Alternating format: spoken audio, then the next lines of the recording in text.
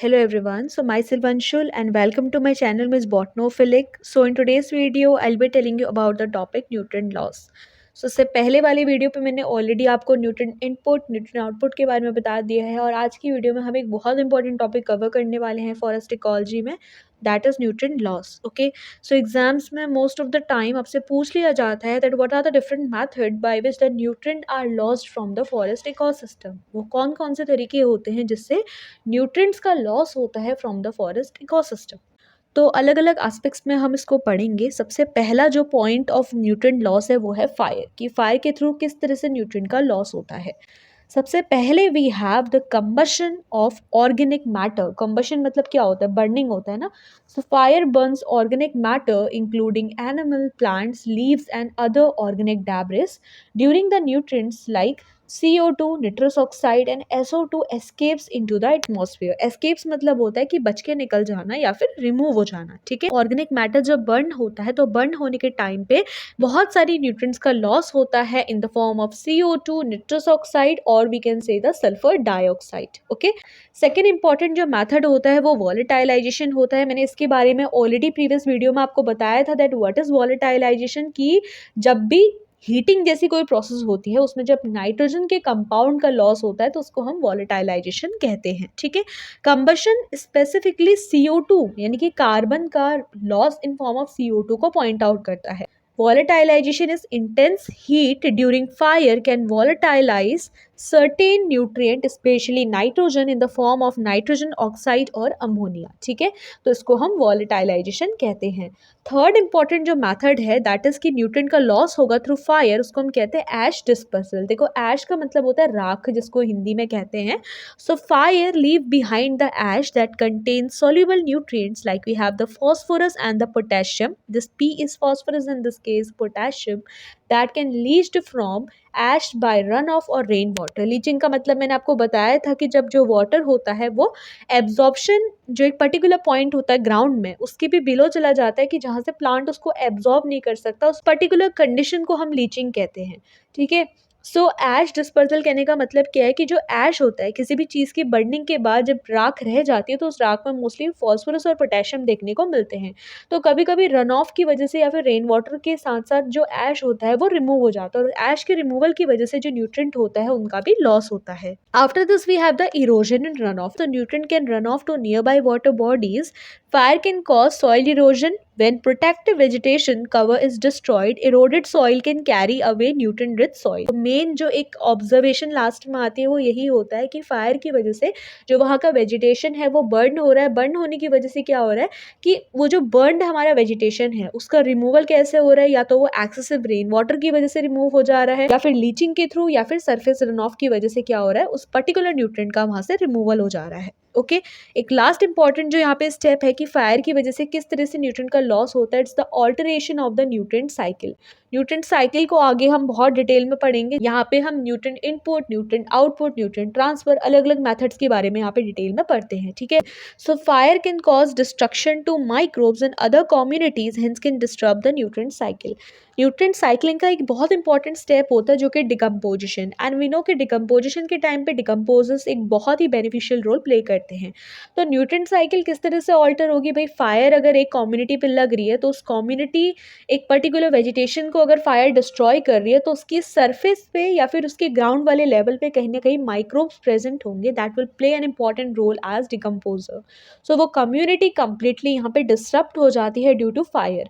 And community के disturb होने की वजह से जो न्यूट्रिएंट साइकिल होता है उसमें ऑल्टरेशन देखने को मिलता है. ओके, सो इस तरह से ये पर्टिकुलर 5 पॉइंट्स होते हैं, that is combustion of organic matter, volatilization, ash dispersal, erosion and run off and alteration of the nutrient cycle. तो फायर की वजह से इस तरह से हमारे जो न्यूट्रिएंट होते हैं वो इकोसिस्टम से लॉस होते हैं. ओके, अब हम देख लेते हैं सेकेंड इंपॉर्टेंट एस्पेक्ट जिसकी वजह से फॉरेस्ट इकोसिस्टम से न्यूट्रिएंट का लॉस होता है. तो अब हम देखेंगे स्ट्रीम वाटर या फिर नॉर्मली वाटर के रिस्पेक्ट पे किस तरह से न्यूट्रिएंट का लॉस होता है from the forest ecosystem. Okay, सबसे पहले we have the evaporation. Water in the form of nutrient loss in form of vapours during high temperature and decrease humidity, and जब विंड हमारी बहुत ज़्यादा होती है तो इवेपोरेशन का जो रेट होता है वो भी कैसा होता है, हाई होता है. सो स्ट्रीम वाटर में completely loss in dry season due to significant evaporation. ठीक है, तो बहुत सिंपल सा ये पॉइंट बोलता है. देखो, स्ट्रीम वाटर लॉस सबसे पहले हो जाता है इवेपोरेशन की वजह से. जब बहुत ज़्यादा टेम्परेचर होगा, बहुत कम ह्यूमिडिटी होगी और बहुत ज़्यादा विंड जो है वो हाई स्पीड से फ्लो करेगी, तो उसकी वजह से क्या होगा कि इवेपोरेशन के रेट ज़्यादा होंगे. ज़्यादा इवेपोरेशन होगा तो ज़्यादा अमाउंट पे वाटर का क्या होगा, लॉस होगा. ठीक है, तो स्ट्रीम वाटर से किस तरह से न्यूट्रन का लॉस होता है, इवेपोरेशन की वजह से.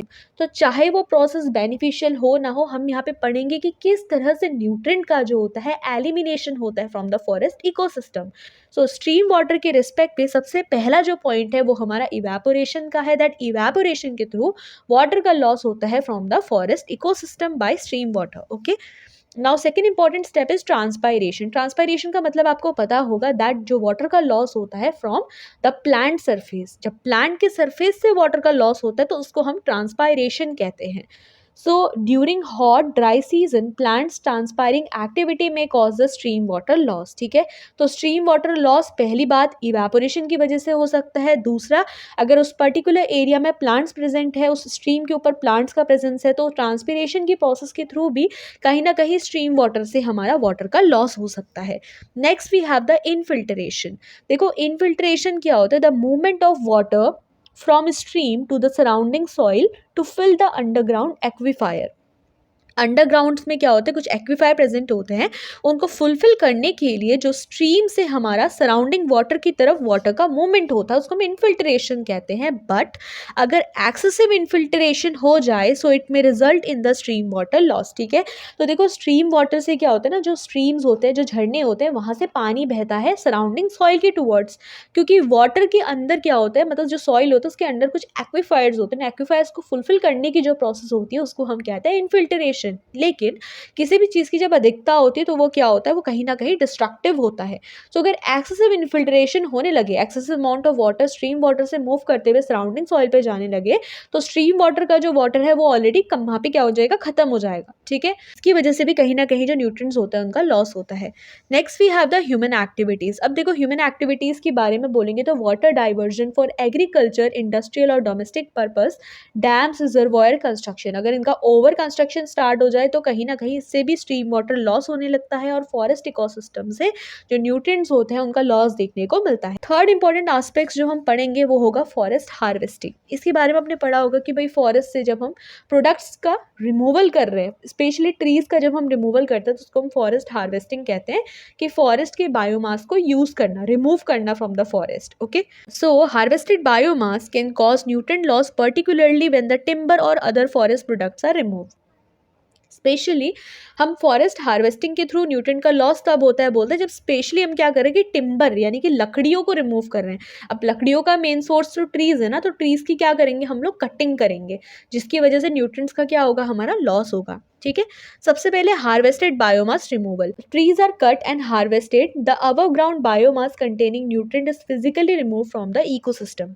सो हार्वेस्टेड बायोमास रिमूवल कहने का मतलब क्या है, जो ट्रीज है उनको काट रहे हैं, उनको हार्वेस्ट कर रहे हैं, तो अबव ग्राउंड जो बायोमास होता है उसका रिमूवल हो जाता है, और रिमूवल होने की वजह से जो न्यूट्रिएंट्स है वो भी हमारे इकोसिस्टम से फिजिकली क्या हो रहे हैं, यहाँ पे रिमूव हो जा रहे हैं. The soil disturbances. So during forest harvesting operation soil is disturb via logging, site preparation, use of heavy machinery. This causes soil erosion and compactation leading to the nutrient loss. तो site में जहाँ भी वो machines चलती हैं तो उसमें जो ऑलरेडी प्रेजेंट हमारी कम्युनिटी होती है वो डिस्ट्रॉय होती जाती है.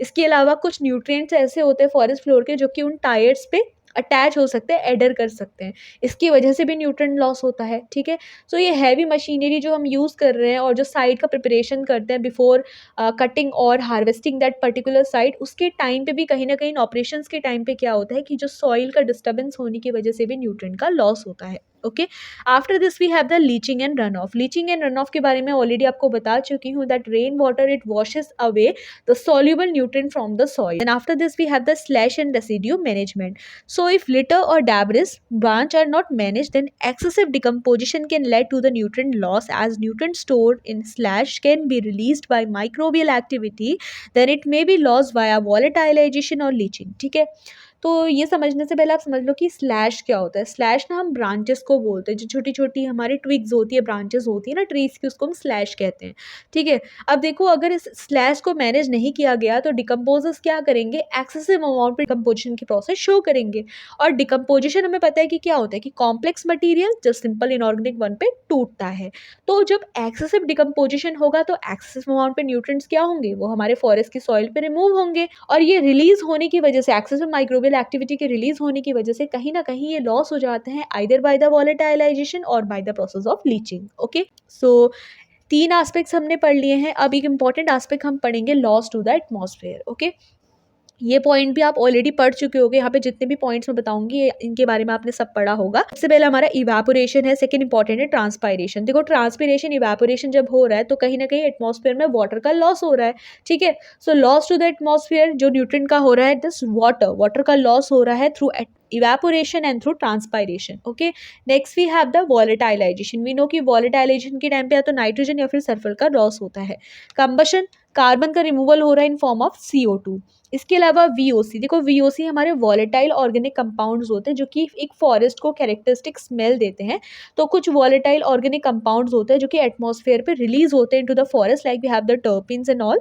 तो इनका भी कहीं ना कहीं क्या होता है, लॉस होता है। इसके अलावा जो विंड डिस्पर्जल होता है, जैसे कि जो पॉलन स्पोर्स है और जो प्लांट के फ्रेगमेंट्स है, इनका भी लॉस होता है इनटू द एटमॉस्फेयर। तो स्पोर है, सीड है, अगर वो उस फॉरेस्ट से बाहर जा रहा है तो हम कहेंगे कि उस पर्टिकुलर फॉरेस्ट का जो न्यूट्रेंट है वो लॉस हुआ है। ओके, वाई, बिकॉज वो जो स्पोर था और वो जो फ्रेगमेंट था वो कहीं ना कहीं आगे जाके एक न्यू प्लांट को क्रिएट कर सकता था। ओके, सो इस तरह से हम देखते हैं कि हमारे जो न्यूट्रिएंट्स है वो कैसे फॉरेस्ट इकोसिस्टम से लॉस होते हैं। सो अगर आपका एग्जाम में आता है कि how does the nutrient loss take place from the forest, तो आप इन पर्टिकुलर एस्पेक्ट्स के फॉर्म पे समझाओगे कि एटमॉस्फेयर पे कैसे लॉस होते हैं, फायर की वजह से कैसे होते हैं, स्ट्रीम वाटर की वजह से कैसे लॉस होते हैं, या फिर फॉरेस्ट हार्वेस्टिंग की वजह से किस तरह से न्यूट्रिएंट्स का लॉस होता है, ठीक है। ओवरऑल एक इम्पॉर्टेंट जो था, जो हमने न्यूट्रिएंट आउटपुट पढ़ा था, उसका काफ़ी डिटेल मैनर पे हम न्यूट्रिएंट लॉसेस के बारे में पढ़ते हैं, बिकॉज न्यूट्रिएंट का जो आउटपुट होता है या फिर जो एलिमिनेशन होता है उसी को हम डिटेल में पढ़ते हैं इन nutrient loss from the forest ecosystem. Okay, so I hope कि ये जो 3 इंपॉर्टेंट टॉपिक्स मैंने आपको बताए, nutrient input, nutrient output and nutrient loss, ये आपको क्लियर हुए होंगे। And before studying the inter system and the intra system nutrient cycling model in the forest ecosystem, it's important to clear these 3 important topics, ठीक है। इन 3 important topics को करने के बाद मैं आपको बताऊंगी that what is nutrient cycling model in the forest ecosystem. तो हम उस पर्टिकुलर पॉइंट को यहाँ पे आप कवर करेंगे। ओके, सो आई होप कि आज की वीडियो आप लोग के लिए हेल्पफुल रही है। इसके अलावा वीडियो में अगर आपको कोई भी डाउट्स हैं या इसके अलावा अगर आपको किसी भी टॉपिक में डाउट है तो आप मुझसे फ्रीली कमेंट सेक्शन पे पूछ सकते हैं। So that's all for today's video. If the video is helpful then please like, share and subscribe. Thank you.